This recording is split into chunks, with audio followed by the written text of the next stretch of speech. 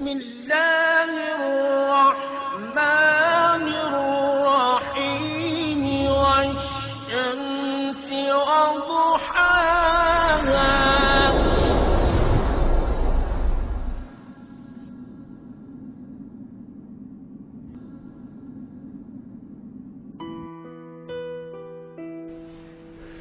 Altı aylıqda amma mən ona həzrət deyirəm, o Babul Həvaizdir, hacətlər qapısıdır.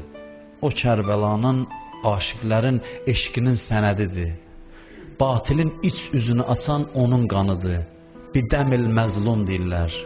Bidəmil məzlum, yəni and verirəm səni Əli-Əsğərin qanına. Əli-Əsğər İmam Hüseyn bunun üçün gətirmişdi ki, eşqini nümayiş elətdirsin və düşmənin azğınlığını insanlara göstərsin.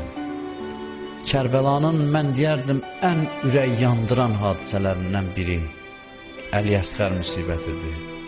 İnsan nəyə də ağlamasa buna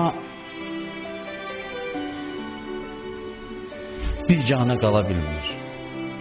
Bu hadisəni eşidəndə öz halından çıxır. Gözündən yaş da gəlməsə mən əminəm ki, insan bu hadisəni gözünün qabağında canlandıranda ürəyi parçalanır.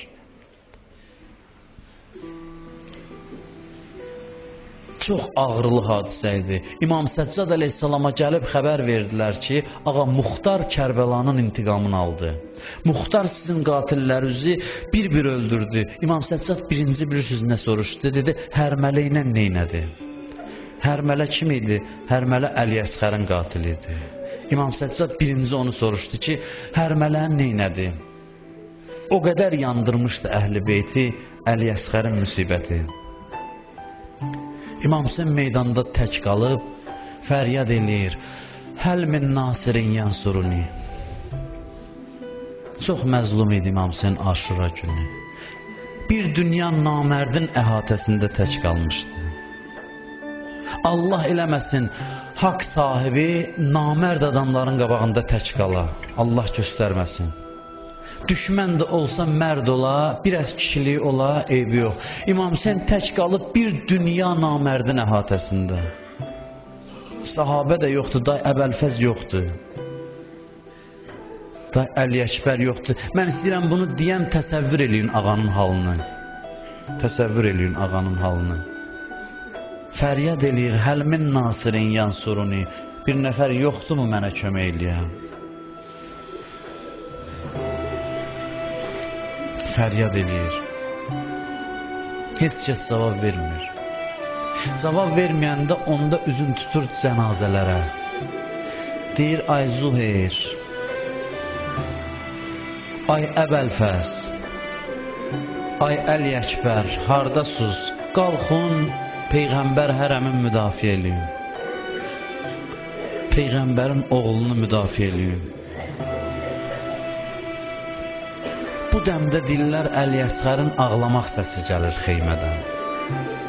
Bəzi adamlar belə yozur, deyirlər bəlkə də o südəmər uşaq ağlamağı ilə deyir, ata, köməyim mənəm. Kömək istəyirsən, mən kömək eləyim. Bu namərdlərdən səs çıxmır, çıxmayacaq da, mən sənə yardım eləyim.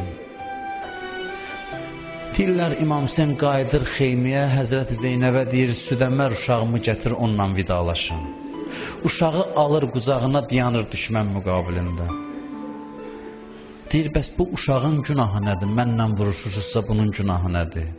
Deyirlər, uşağın boğazının ağlığı görsənir. Atasının qucağında.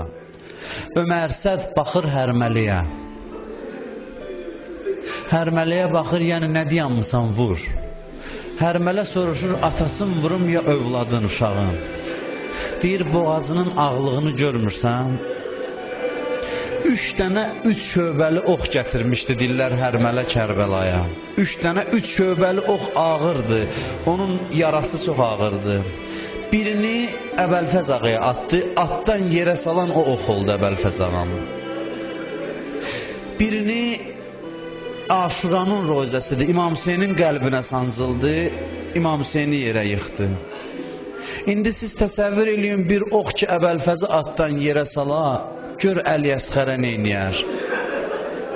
Atdı, ox sancıldı uşağın boğazına, İmam Hüseyn ağa gördü ki, uşağın başı düşdü qollarına.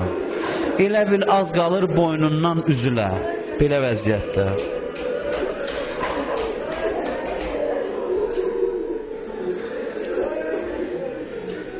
İmam qanı götürdü, boğazdan axan qanı səpdi göyə.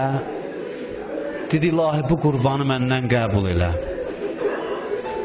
Seyyid ibn Tavus yazır ki, bir damcı o qandan yerə qayıtmadı. Yəni Hüseyn qurbanın qəbul oldu. İbrahimin qurbanının başını bıçaq kəsmədi. Allah dedi, qurbanın qəbul oldu. Hüseynin qurbanının qanını göyə səpəndə Allahdan nida gəldi ki, qurbanın qəbul oldu. Düşmənlərdən biri deyir ki, ürəyim yandı Hüseynə. Dayanıb meydanda, uşaq əlində. Nə qabağa gedə bilir döyüşə, nə çadırlara tərəf gedə bilmir, anası uşağın xeymədədir.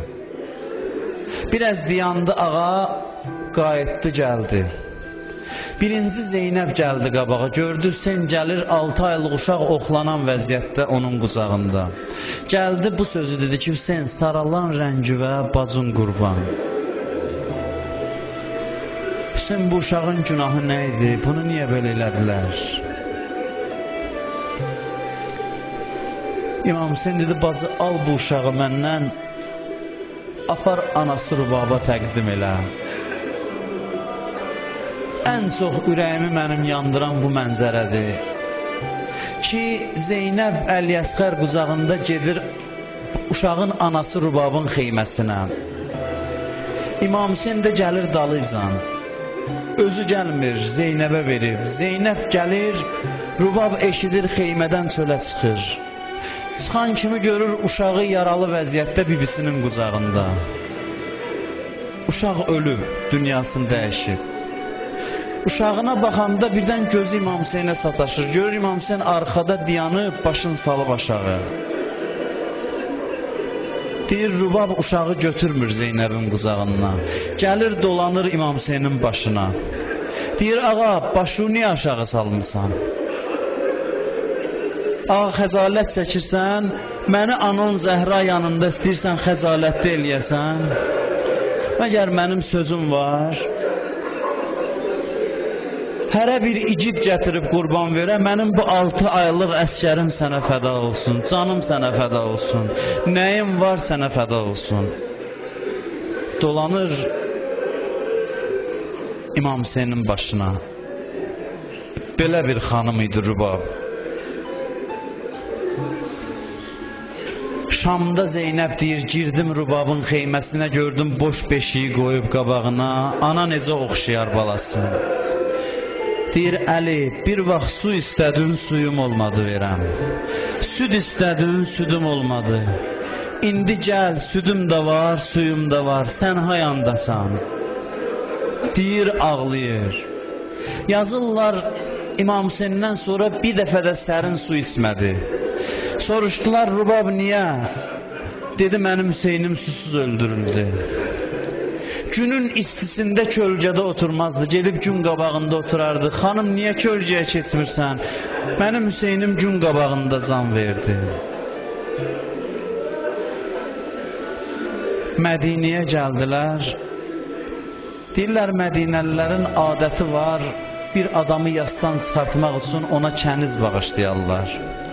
Dedilər, Zeynəb əzalıdır, gedək onu yasdan çıxardaq, bir kəniz hədiyyə eləyək. Amma içəri girəndə gördülər, bir saçı ağarmış xanım qapının ağzında oturub, kəndarda.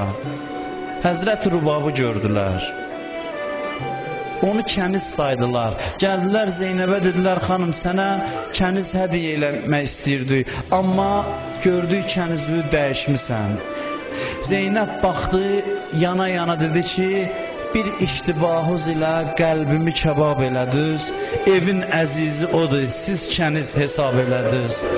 Əla lənətullah ələl qavmiz zalimin, la havlə və la quvvətə illa billah.